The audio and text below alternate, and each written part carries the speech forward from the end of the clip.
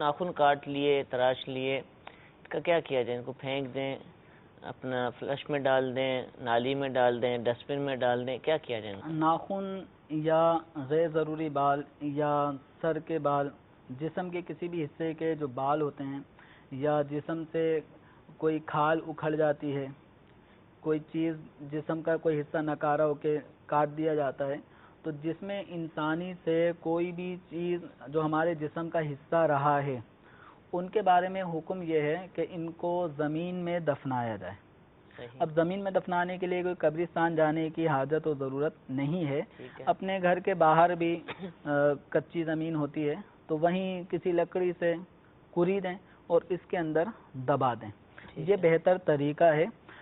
البتہ اگر کوئی ڈسٹ بن میں پھینک دیتا ہے ناخنوں کو، یا نالی میں بہا دیتا ہے، یا فلیش میں بہا دیتا ہے، تو اس سے گناہ گار نہیں ہوگا، لیکن ادب اور طریقہ یہ ہے بہتر کہ ان کو زمین میں دفنایا جائے۔ ٹھیک ہے۔